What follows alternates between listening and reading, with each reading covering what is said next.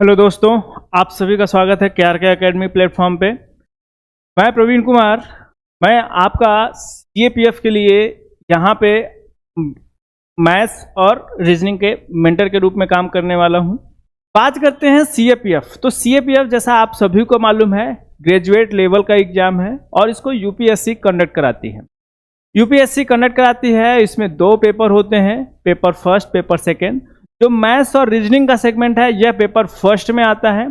Paper first में maths, general ability, mental ability और intelligence का जो सेगमेंट होता है, ठीक है, उसमें मैथ्स और रीजनिंग का यहाँ पे सेगमेंट होता है।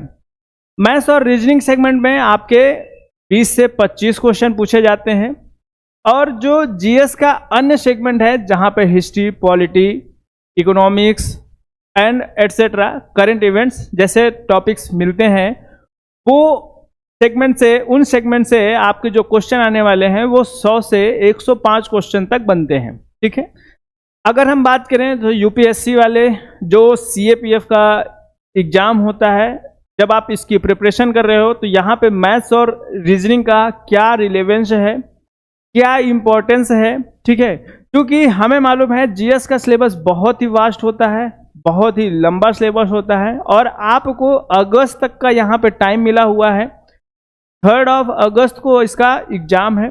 तो अगर आप एग्जाम के परिप्रेक्ष्य से देखते हैं, एग्जाम के लिए देखते हैं, तो वहाँ पे GS का सिलेबस ही इतना वास्ट होता है कि जो मोस्टली आपके कैंडिडेट्स होते हैं, मोस्टली आपके स्टूडेंट्स होते हैं, वो GS पोर्शन में बहुत ज़्यादा फोकस करते हैं और जो मैथ्स और रीजनिंग का सेगमेंट है ये जनरल देख के चले जाते हैं। जिससे क्या होता है कि मैथ्स और रीजनिंग जहाँ पे आप बहुत अच्छा अपना स्कोर कर सकते हो, वो सेगमेंट भी क्या हो जाता है, आपका नॉर्मल हो जाता है। ठीक है, वो भी आपका मॉडरेट लेवल में ही आप उसको अटेम्प्ट कर पाते हो।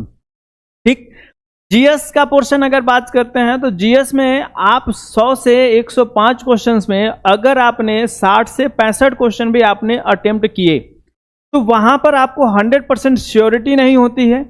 ठीक है, वहां पे थोड़ा सा डाउट्स बना रहता है, जरा सा माइनर सा आपका मिस्टेक हो जाता है, उससे आपके क्वेश्चन के गलत होने की संभावना ज़्यादा रहती है। जबकि जब हम मैथ्स और रीजनिंग सेगमेंट में बात करते हैं तो यहाँ पर आप क्वेश्चन को सॉल्व करते हो, क्वेश्चन को सॉल्व करने के बाद आपका आंसर आ जाता है, तो आपको मालूम है, आप उस क्वेश्चन पे 100% श्योर हो जाते हो कि वो क्वेश्चन आपका सही है और आपके पूरे 2 मार्क्स वहाँ पे बनने वाले हैं। ठीक है, तो मैथ्स और रीजनिंग, सबसे पहली चीज, इसका जो सिलेबस है वो वेल डिफाइंड, बहुत ही छोटा सिलेबस है। इसमें आपके सामने जैसे ये सिलेबस इसमें मेंशन है, बहुत ज़्यादा टॉपिक्स नहीं है जिससे आपको बहुत ज़्यादा इसका लेंदी सिलेबस हो। और अगर हम बात करें प्रैक्टिस के लिए क्वेश्चंस कहाँ से लाएं, तो प्रैक्टिस के लिए आपको मालूम है UPSC जो मैथ्स और रीजनिंग का सेगमेंट होता है, यह CDS, CAPF और CSET, यहाँ पर आपको जो UPSC द्वारा कंडक्ट एग्जाम है उसमें आपको मैथ्स और रीजनिंग का क्वेश्चंस मिल जाता है। तो आपको मैथ्स और रीजनिंग के जो क्वेश्चंस हैं इनको करने के लिए बस इन्हीं के जो प्रीवियस ईयर क्वेश्चंस हैं आप केवल उन्हीं को फॉलो कीजिए और वहां से जो आपके नंबर ऑफ क्वेश्चंस है वो बहुत ज़्यादा, इतने इनफ मिल जाएंगे कि आपकी बहुत अच्छे से प्रैक्टिस हो सकती है। इसके अलावा अगर बात करें यहाँ पे क्लास में, तो क्लास में भी आपके लिए जो क्लासरूम चल ही रही है, ये जो बैचेज हैं आप इनको देख ही रहे हो। इसके अलावा अगर बात करें तो कुछ लाइव बैचेज भी आपके चलने वाले हैं और इसके साथ ही कुछ प्रैक्टिस बैचेज हैं, तो वहां पर आप ज्वाइन कर सकते हो उन बैचेज को और वहां पे आप ज़्यादा से ज़्यादा क्वेश्चन की प्रैक्टिस कर सकते हो। ठीक है, तो याद रखिएगा, अगर हम बात करें सिलेबस, तो सिलेबस आपका वेल डिफाइंड है, बहुत ही छोटा सा सिलेबस है और जो टॉपिक्स यहाँ पे मेंशन है, ठीक है, सारे के सारे इंपॉर्टेंट हैं, सारे के सारे चैप्टर से 1 से 2 क्वेश्चन आपका बनता है। बट अगर इधर हम लेटेस्ट ईयर की बात करें तो यहाँ पर आप देखते हो कि एडवांस मैथ से और नंबर सिस्टम से बहुत ज़्यादा क्वेश्चन बनते हैं। ठीक है, जो अरिथमेटिक का पोर्शन है यहाँ से भी क्वेश्चन बनते हैं, बट इनकी संख्या धीरे धीरे डे बाई डे क्या हो रही है, कम होती जा रही है। ठीक है, तो अगर हम बात करें इसके सिलेबस की, तो सबसे पहले मैं अपना इंट्रो देता हूं। मेरा नाम प्रवीण कुमार है। मैं मास्टर्स करने के बाद मैंने लगभग 4 से 5 वर्षों का टीचिंग का एक्सपीरियंस मैंने गेन किया हुआ है अभी तक, और अगर बात करें मैंने किस क्षेत्र में पढ़ाया है, तो मैं एसएससी के जो वेरियस एग्जाम्स निकलते हैं, ठीक है, जैसे CHSL हो गया और SSC GD का हो गया, इसके अलावा CHSL हो गया, इसके रिगार्डिंग मैंने बहुत सारे एग्जाम्स की तैयारी करवाई है। डिफेंस में बात करें तो CDS, CAPF और जो एयरफोर्स, कोस्ट गार्ड, इस तरह के जो एग्जाम हैं, इन पे मैंने मैथ्स और रीजनिंग का सेगमेंट कवर किया हुआ है, ठीक है। जो पढ़ाए हुए स्टूडेंट्स हैं अभी तक, उसमें से बहुत सारे जो स्टूडेंट्स हैं वो अपने अपने एम्बिशन पे, अपने अपना जो उनका टारगेट था वहां तक वो पहुंच चुके हैं और जो देश की सेवा है उसमें लग चुके हैं, उसमें अभी भी तत्पर हैं, ठीक है। तो इस तरीके में ये मेरा छोटा सा इंट्रो था। अब बात करता हूं मैं सिलेबस की। तो सिलेबस क्या है, हम देखते हैं जो इस समय, ठीक है, जो नया जो ट्रेंड है CAPF में क्वेश्चंस का, वहां पे अगर देखोगे आप तो नंबर सिस्टम से सबसे ज्यादा क्वेश्चन बन रहे हैं, ठीक है। नंबर सिस्टम से, चूंकि नंबर सिस्टम क्या है, ये एक ब्रॉड टॉपिक भी है, ठीक है। इसमें कई सारे छोटे छोटे टॉपिक्स जैसे क्लासिफिकेशन हो गया, डिविजिबिलिटी हो गया, रिमाइंडर थ्योरम हो गया, यूनिट डिजिट हो गया, फैक्टराइजेशन हो गया, LCM, LCF, ठीक है, एंड जो वेरियस क्वेश्चन यहां से आपको मिलते हैं, ठीक है।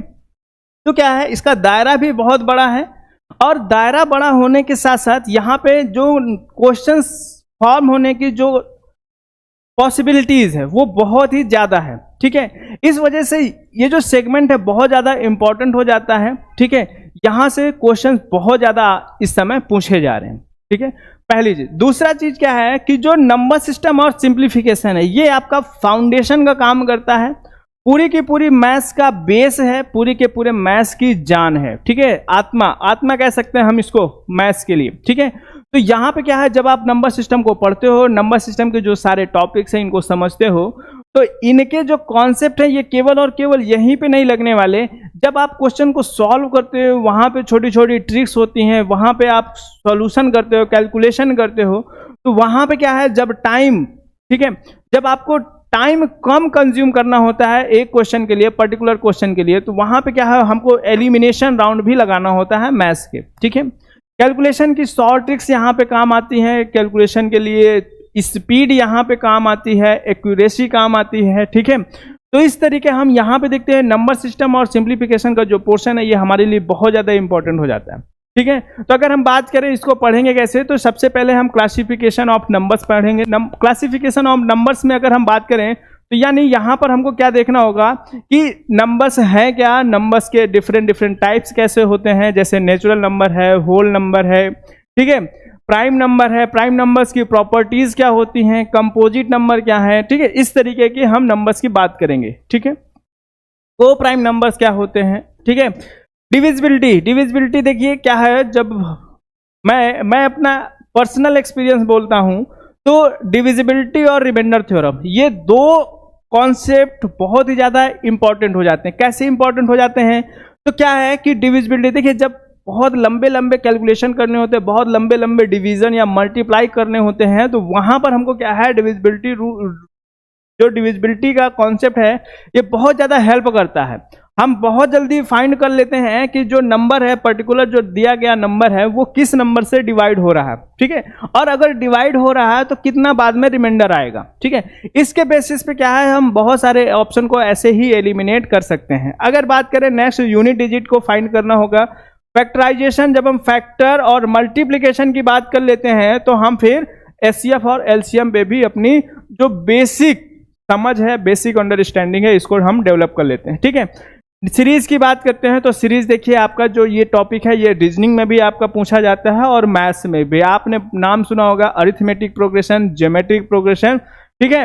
और जो मिसलिनियस सीरीज रहती है वहां पे हम इस सभी की बात करने वाले हैं, ठीक है। सिंप्लीफिकेशन, तो फ्रैक्शन, डेसिमल नंबर्स, इनकी प्रॉपर्टीज, कैसे इनको सॉल्व किया जाता है आपने सुना होगा।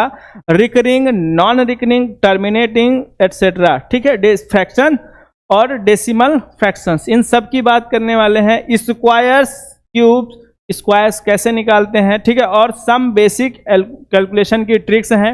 एल्जेब्रिक इक्वेशन के माध्यम से हम सिंप्लीफिकेशन के कुछ क्वेश्चन को सॉल्व करते हैं, तो हम वो सब भी बात करने वाले हैं, ठीक है। एल्जेब्रिक आइडेंटिटी और एल्जेब्रिक एक्सप्रेशन के मदद से, ठीक है।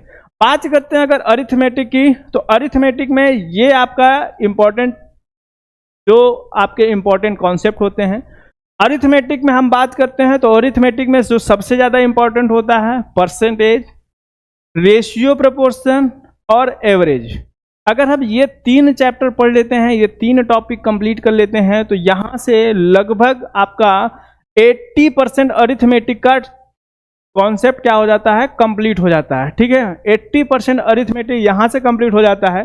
बाद में जब SICI की बात करेंगे, प्रॉफिट लॉस की बात करेंगे, डिस्काउंट की बात करेंगे, तो वो सब क्या है, वो सब इसके क्या है, प्रिंसिपल्स ही होते हैं। ठीक है, एप्लीकेशंस होते हैं। ठीक है, तो इनके लिए बेसिक जो बेस है उसका काम कौन करने वाला है, परसेंटेज, रेशियो, प्रोपोर्शन। ठीक है, इसी तरीके हम टाइम एंड वर्क की बात करते हैं, TSD की बात करते हैं। ठीक है, तो इनके लिए जो हमारा बेस है वो कौन काम करने वाला है, रेशियो, प्रोपोर्शन। ठीक है, मिक्सचर एलिगेशन ये कुछ नहीं है, केवल और केवल ये क्या होता है, एवरेज होता है। ठीक है, वेटेज एवरेज वही आपका क्या है, वहीं से निकल के आता है मिक्सचर और एलिगेशन का कॉन्सेप्ट। ठीक है, तो इस तरीके हम देखते हैं अरिथमेटिक भी हमारा बहुत ही बड़ा चैप्टर नहीं है। ठीक है, बहुत ही मेजर सेक्शन नहीं है। ठीक है, बस क्या है, हमको बेसिक देखना है, बेसिक अप्रोच देखना है, किस तरीके हम अपना अंडरस्टैंडिंग डेवलप करते हैं, हमें वो देखना है।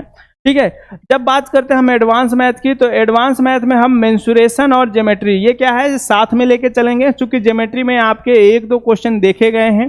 ठीक है, तो ज्योमेट्री आपके लिए जो बेसिक और एलिमेंट्री ज्योमेट्री है इसी की बात करेंगे, और इसके बाद जब मेंसुरेशन कैसे आपका ज्योमेट्री में अप्लाई होता है, हम इस सब की बात करेंगे। ठीक है, परमुटेशन, कॉम्बिनेशन, प्रोबेबिलिटी, यहाँ से अभी इधर कुछ वर्षों से बहुत ज़्यादा क्वेश्चन इसके बन रहे हैं। हर बार एग्जाम में 1 से 2 क्वेश्चन यहाँ से जरूर आते हैं, इस वजह से हम इसकी भी बात यहाँ पे करने वाले। तो इस तरीके ये आपका मैथ्स का सेगमेंट कंप्लीट होगा। याद रखिएगा, हम इस तरीके सेगमेंट वाइज चलेंगे। ठीक है, ताकि एक बार आपका बेस बन जाए, और जब बेस बन जाएगा तो वहाँ पर हम क्या है, पर्टिकुलर एक टॉपिक के साथ लगभग 40 से 45 क्वेश्चन करने वाले हैं। ठीक है, 40 से 45 क्वेश्चन करेंगे, और इसके बाद क्या है, साथ ही साथ आपको लिए जब हम प्रैक्टिस बैच की बात करेंगे, तो वहां पर आपके पास एक 40-45 क्वेश्चन का, 40-50 क्वेश्चन का एक और जो प्रैक्टिस पेपर होगा, और प्रैक्टिस क्वेश्चंस होंगे। उसके साथ आपके लिए क्या है, यहाँ पर जो सारे टॉपिक हैं इनको हम अच्छे से कवर भी करने वाले हैं, और साथ ही साथ प्रैक्टिस भी करने वाले। ठीक है, ये आपका मैथ्स का है। और इसके बाद अगर हम बात करें तो रीजनिंग आप देख रहे हैं, आप देख पा रहे हैं कि यहाँ पर जो बहुत सारे टॉपिक हैं, इसमें बहुत सारे टॉपिक्स में आप पहले से ही अवेयर होंगे। ठीक है, बहुत सारे जो टॉपिक्स हैं इनको हम क्वेश्चन के फॉर्म में सीधा आपको प्रैक्टिस सीट देंगे, और प्रैक्टिस बैच में क्या है, इनके क्वेश्चन कराते चलेंगे, वहां से आपको समझ में आ जाएगा। ठीक है, जो यहाँ पे मेजर टॉपिक हैं जो समझने वाले हैं, जिसमें क्या है, अपनी अंडरस्टैंडिंग बनाने वाले जो टॉपिक हैं, उसमें बात करें तो लॉजिकल रीजनिंग होती है। ठीक है, लॉजिकल रीजनिंग को हम पढ़ेंगे और समझेंगे। कैलेंडर है, क्लॉक बेस्ड क्वेश्चंस हैं, इनके जो टॉपिक हैं ये आने वाले हैं। ठीक है, तो इनके बारे में हम डिस्कस करेंगे। और काउंटिंग फिगर, वेन डायग्राम। ठीक है, काउंटिंग फिगर के कुछ क्वेश्चन देखे गए हैं। ठीक है, कुछ क्वेश्चन देखे गए हैं जो पिछले वर्षों में देखे गए हैं। बाकी इसके क्वेश्चन बहुत ही आसान आते हैं, बहुत ही कठिन नहीं आते हैं। 2-4 टॉपिक आपको बता दिए जाएंगे, 2-4 कॉन्सेप्ट बता दिए जाएंगे, 2-4 तरीके बता दिए जाएंगे, वहां से आप इसके सारे क्वेश्चन कर सकते हो। ठीक है, वेन डायग्राम, तो वेन डायग्राम हम परसेंटेज में भी पढ़ेंगे। वेन डायग्राम के क्वेश्चन हम यहाँ पे भी करने वाले हैं, सिलोगिज्म में। ठीक है, तो वेन डायग्राम आपका धीरे धीरे वहां से हो जाने वाला है। ठीक है, वेन डायग्राम और मिरर, ये जो क्वेश्चंस हैं, इनके आपके जो क्वेश्चंस हैं ये प्रैक्टिस बेस से हो जाएगा। ठीक है, एनालॉजी हो गया, क्लासिफिकेशन हो गया, कोडिंग, डिकोडिंग और वर्ड फॉर्मेशन। अगर इसकी बात करें तो ये भी बहुत ही आसान टॉपिक हैं। ठीक है, और इनको भी हम क्या है, केवल प्रैक्टिस के माध्यम से कर सकते हैं। जो हमें समझना है वो क्या समझना है, सिटिंग अरेंजमेंट कैसे समझना है, सर्कुलर टेबल में अरेंजमेंट समझना है। ठीक है, इसके अलावा एक लाइन अरेंजमेंट समझना है। ठीक है, और डायरेक्शन टेस्ट की बात करेंगे, ब्लड रिलेशन। तो यहाँ पे हम क्या देख पा रहे हैं कि अगर हम मोटा मोटा बात करें तो हमको कितने चैप्टर पढ़ने हैं, बस इतना चैप्टर पढ़ना है, यानी 5 और 5 to 7 चैप्टर यहाँ पे आपको अच्छे से पढ़ना है। बाकी के क्वेश्चन जब आपके सामने आएंगे आप खुद देखेंगे कि ये क्वेश्चन आप कर सकते थे, ठीक है, कर सकते हैं। वैसे यहाँ पे हम आपको क्वेश्चन करवाएंगे, क्वेश्चन की प्रैक्टिस भी करवाएंगे, ठीक है। तो आप परेशान नहीं होइएगा, सारा सिलेबस बहुत अच्छे से कवर किया जाएगा, ठीक है।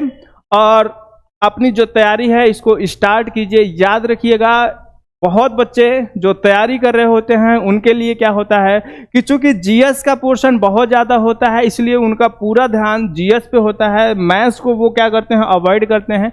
बट अगर हम देखें एग्जाम से रिलेवेंट कैसे है, सब इम्पोर्टेंट कैसे रखता है मैथ्स और रीजनिंग का सेगमेंट, तो यहाँ पे हम देख पा रहे हैं कि 20 से 25 क्वेश्चन यहाँ पे आ रहे हैं, ठीक है। 20 से 25 क्वेश्चन का मतलब ये होता है कि लगभग 25 में से एक क्वेश्चन 25 में से, ठीक है, 125 क्वेश्चन है, इसमें से आपको 20 से 25 क्वेश्चन मिलने वाले हैं, यानी 100 से 105 क्वेश्चन आपके पास जीएस के रहने वाले हैं और 20 से 25 क्वेश्चन आपके पास मैथ्स और रीजनिंग से रहने वाले। मैथ्स और रीजनिंग का जो सेगमेंट होगा वो आपका पूरा सॉलिड होगा, पूरा आप उसमें कॉन्फिडेंट होके आप उसमें जा सकते हो, ठीक है। केवल थोड़ी सी प्रैक्टिस करनी है, थोड़ी सी प्रैक्टिस से आपके जो नंबर स्कोर करने के चांसेस हैं वो बहुत ज़्यादा बढ़ जाते हैं यहाँ पर, ठीक है। अगर हम बात करें जीएस सेगमेंट की तो उसमें आपको पढ़ना भी बहुत सारा है, ठीक है, बहुत सारे क्वेश्चंस आपको देखने हैं, प्रैक्टिस करने हैं, ठीक है, और उसमें आपको ज़्यादा समय देना है। इसमें आप डेली अगर आप 1 आवर भी दे रहे हो 24 आवर्स में से, तो आपके एग्जाम के समय तक बहुत अच्छी तैयारी हो सकती है, ठीक है। आपको अभी मैंने बोला जब लाइव क्लासेस चल रहा है यहाँ पे आप इन क्लासेस में देख पा रहे हो, ठीक है, जो क्वेश्चन करवाए जा रहे हैं उन क्वेश्चन की प्रैक्टिस कीजिए, साथ ही साथ आप जो प्रैक्टिस बैच है वहाँ पे जो क्वेश्चन करवाए जा रहे हैं वहाँ पे प्रैक्टिस कीजिए। इसके अलावा अगर आप एक्स्ट्रा क्वेश्चन जानना चाहते हैं, सीखना चाहते हैं, प्रैक्टिस करना चाहते हैं, तो उसके लिए आप CDS, CAPF और जो CSET जैसे यूपीएससी द्वारा कंडक्ट किए गए एग्जाम है उसमें मैथ्स और रीजनिंग के जो आपके लिए रिलेवेंट क्वेश्चन है, रिलेवेंट टॉपिक हैं, आप उनके क्वेश्चंस कर सकते हो। हमें मालूम है CDS पूरा का पूरा एक पेपर क्वांट पे बेस्ड होता है, तो वहाँ पर क्या है नंबर ऑफ क्वेश्चंस ज़्यादा होते हैं, बट CDS में एडवांस मैथ का पोर्शन भी बहुत ज़्यादा होता है, ठीक है। तो CDS के सारे क्वेश्चन हमको नहीं देखने, हमको सिर्फ और सिर्फ वो देखने हैं जो हमारे एग्जाम से रिलेवेंट है, ठीक है। उन टॉपिक को आप फिल्टर करोगे और वहाँ से आप क्वेश्चन कर सकते हो, ठीक है। तो इस तरीके हम देखेंगे, हम अपनी बहुत अच्छे से अपनी तैयारी कर सकते हैं, प्रैक्टिस कर सकते हैं, और साथ ही साथ यहाँ पे हम अपना अगर देखें तो बहुत अच्छे से हम अपना स्कोर गेन कर सकते हैं। आपके पास अगस्त तक का टाइम है और अगस्त तक में अपनी तैयारी को बहुत अच्छा बनाइए, एक बेहतरीन प्लान तैयार कीजिए, ठीक है। और सारे के सारे जो मेंटर्स हैं KRK एकेडमी में, सारे के सारे डिफेंस से रिलेवेंट हैं, डिफेंस से कहीं ना कहीं जुड़े हुए हैं। तो डिफेंस सेक्टर में कैसा उनका फंक्शनिंग होता है,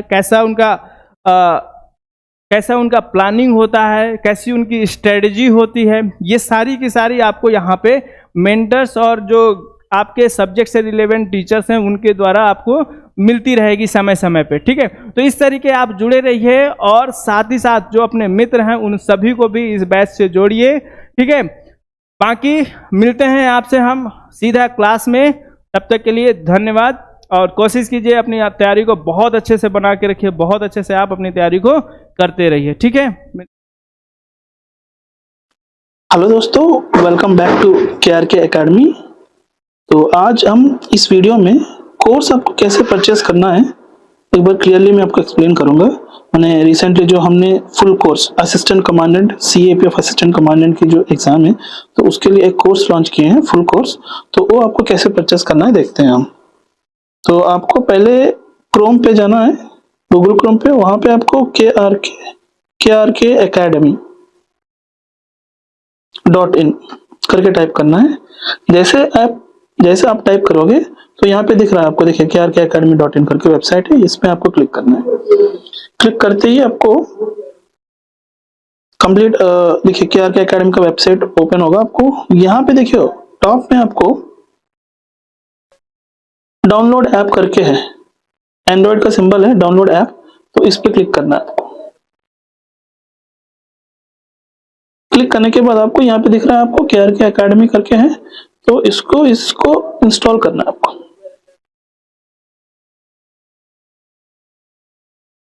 तो इंस्टॉल हो रही है, बस it takes few seconds. Install हो गया, इंस्टॉल्ड है अभी। देखिए यहाँ पे आपको ओपन दिख रहा है ना, ओपन करके है, तो इसमें क्लिक करना है आपको। जैसे आप क्लिक करोगे यहाँ पे देखिए ए पेज आपको आएगा, खुलेगा। तो यहाँ पे आपको नीचे देखिए यूज अनदर मेथड, तो उस पर क्लिक करने के बाद आपको यहाँ पे मोबाइल नंबर एंटर करना है।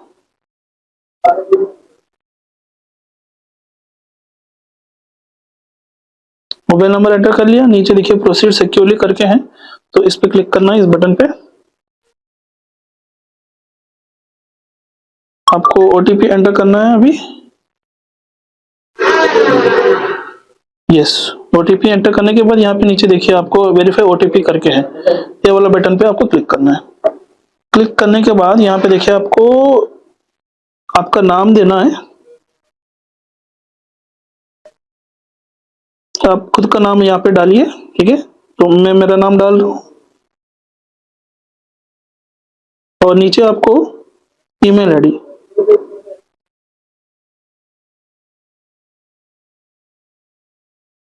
ईमेल आईडी डालना है आपको।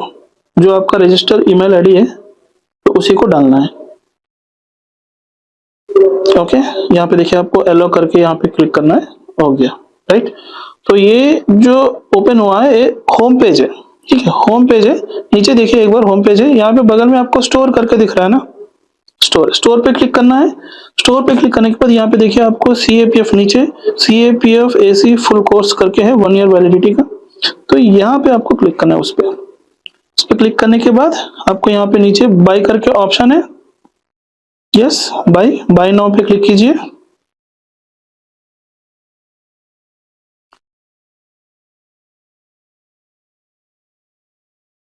हो गया, तो डायरेक्ट आपका पेमेंट पेज आ गया। आपको पेमेंट पेज में आपको देखिए बहुत सारे ऑप्शंस हैं,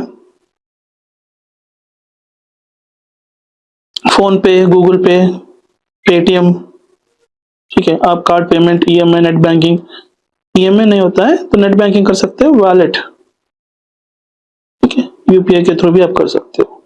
उसके बाद आपको कोई एक चूज करना है आपको पेमेंट ऑप्शन, मान लो फोन पे,